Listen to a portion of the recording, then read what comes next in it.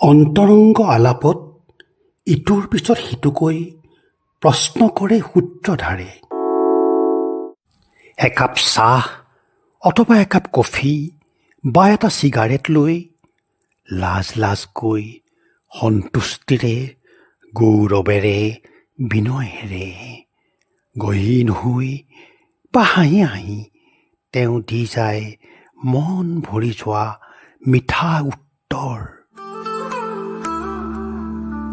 চৰিত্ৰ?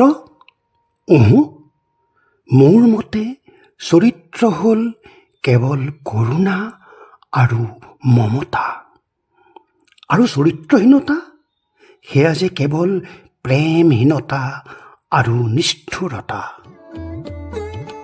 মই পশুৰ চকুত দেখোঁ প্ৰকৃতিৰ নিৰ্দোষ চাৱনি, আৰু সেয়ে মোৰ বাবে সেয়া পাশৱিক পবিত্ৰতা। মোৰ ভূগোল হ'ল পৃথিৱীৰ সীমাবিহীন মাটি, পানী আৰু আকাশ অৰণ্য।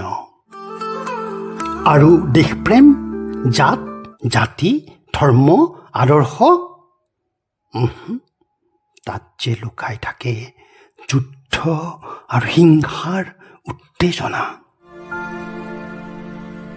মই হ'ব খোজো আনক ফল দিয়া, ছাঁ দিয়া, প্ৰেম দিয়া, উশাহ দিয়া, সকলো দিয়া গছৰ দৰে এক মহৎ কবিতা।